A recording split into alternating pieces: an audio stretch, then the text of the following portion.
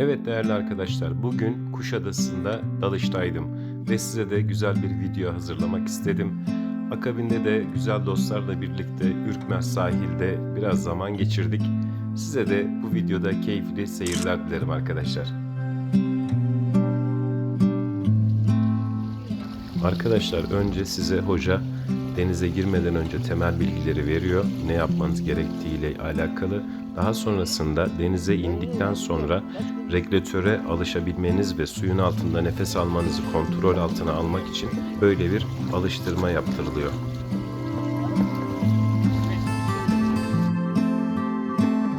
Suyun altında nefes almak gerçekten çok ilginç bir tecrübeydi arkadaşlar. Önemli olan suyun altına inerken kulak dengelemenizi gerçekten çok iyi yapmanız gerekiyor. Çünkü sudaki basınç kulaklarınızı gerçekten rahatsız edecek derecede.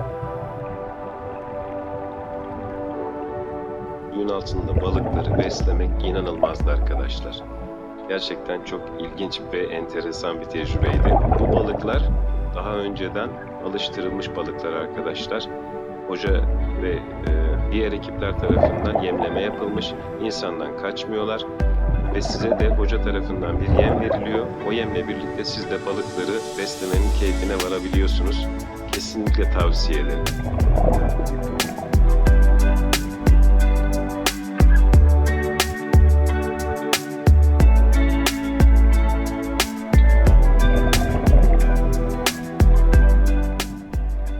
İlk dalış tecrübem olmasına rağmen oyun oynamak için de biraz fırsat bulduk arkadaşlar.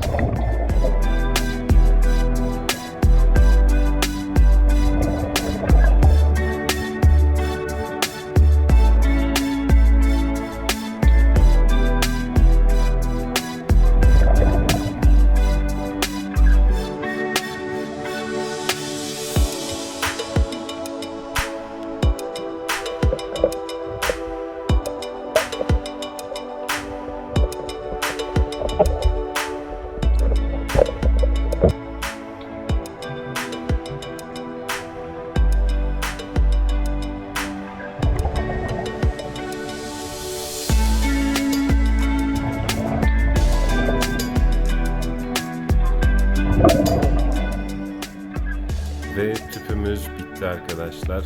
Yukarıya doğru da kendimizi bıraktık. Geriye dönüşe geçtik. Arkadaşlar denizin altında zamanın ne kadar çabuk geçtiğini hiç fark edemiyorsunuz.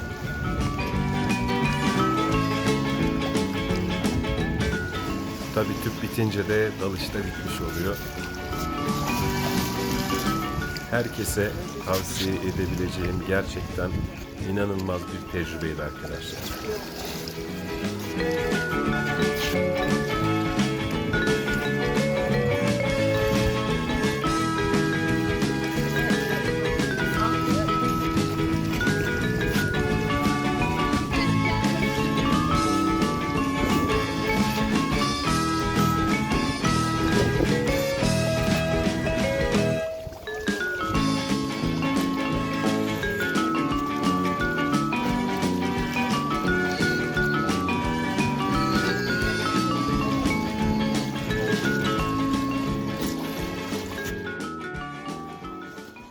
Engin Bey, dalıştan çıktınız, yeni çıktınız. Ne düşünüyorsunuz? Valla çok farklı bir tecrübe oldu. İlk defa yaptığım bir şeydi. Ama genel itibariyle denizin altında da nefes alabilmek ve orayı yaşamak gerçekten mükemmel bir tecrübe oldu benim için. Bu nerede yaptınız bu dalışı? Bunu şu anda biz Kuşadası bölgesinde yaptık. Deniz gayet temiz ve durgundu. Dalış için de gayet uygundu. Buraya geleceklere de her daim tavsiye ederim. Ben hiç dalış yapmadım. Bana ne gibi önerilerim var?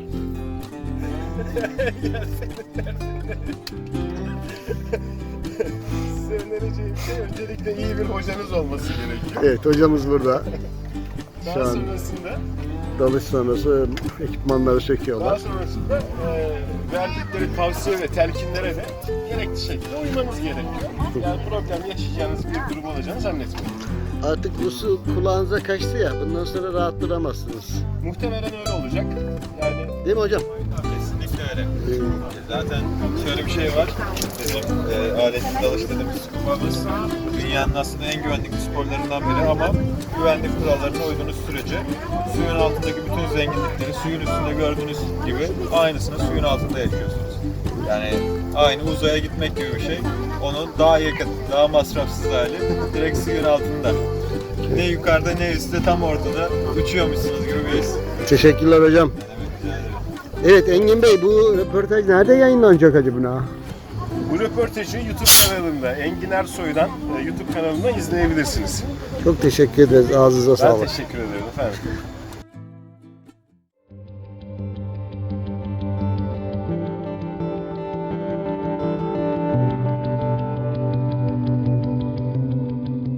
Şimdi de Ürkmez sahilde Naki Bey ve değerli eşi Sibel Hanım'la birlikte denizde eğlenmeye geçiyoruz arkadaşlar.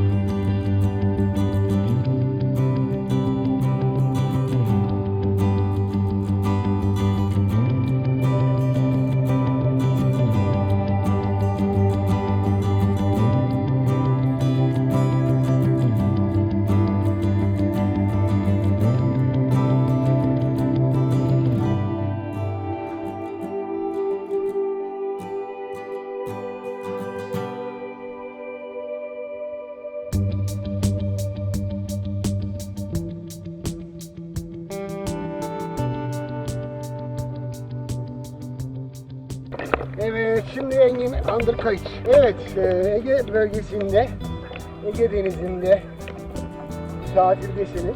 Evet. Bölge hakkındaki, şu güzel bölge hakkındaki görüşlerinizi alalım. Ne düşünüyorsunuz bu konuda? Daha önce Ege bölgesi zaten Türkiye'nin turistik yerlerinden bir tanesi olmakla birlikte şu an Ürkmez sahilindeyiz. Ürkmez sahili turizm açısından biraz daha bakir ve bu bakir kalmasındaki en büyük avantajlardan bir tanesi de burada gerçekten sessiz, sakin, aynı zamanda da karşılıklı iletişim halinde gayet güzel eğlenebiliyorsunuz.